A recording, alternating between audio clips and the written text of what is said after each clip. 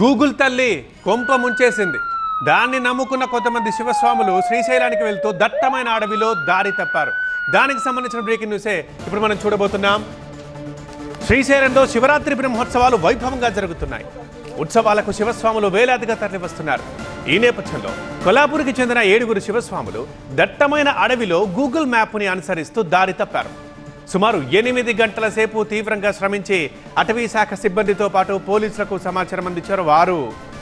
వెంటనే స్పందించిన కర్నూలు జిల్లా in charge SP Vikrant Patil, Atmakur DFO Saibaba ప్రత్యేక టీంని రంగంలోకి దించారు.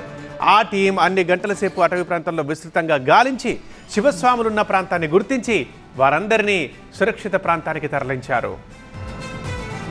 శ్రీశైలానికి వచ్చే శివస్వాములు భక్తులు అటవీ శాఖ అధికారులు సూచించిన మార్గంలోనే వెళ్లాలని, గూగుల్ మ్యాప్ లేదా వేరే ఇతర వ్యక్తుల్ని నమ్మి మరొక దారిలో గనక వెళ్తే ప్రమాదాల బారి పడతారని, ఎందుకంటే అది దట్టమైన అడవి, ఎన్నో దారులు మలుపులు ఉంటాయని అటవీ శాఖ అధికారులు హెచ్చరిస్తున్నారు.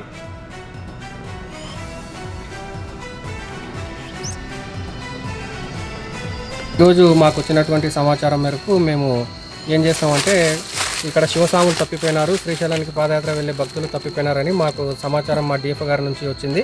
వెంటనే మేము స్పందించి వీళ్ళున్న లొకేషన్కు జీపీఎస్ ట్రాకింగ్తో మేము చేరడం జరిగింది. వీళ్ళను క్షేమంగా చేరుకుని వీళ్ళను అటవీ ప్రాంతం నుంచి బయటికి తీసుకొని వచ్చి వీళ్ళకు మళ్ళీ శ్రీశైలం పాదయాత్ర దారిలో వీళ్ళను పంపించడం జరుగుతుంది. స్వాములు శివస్వాములంతా కూడా ఒకటే ఆలోచించండి. మీరు గూగుల్ మ్యాప్స్లో కానీ ఇంకొక రకంగా కానీ మీరు వేరే దావులను చూసుకొని ఇబ్బంది పడవద్దు.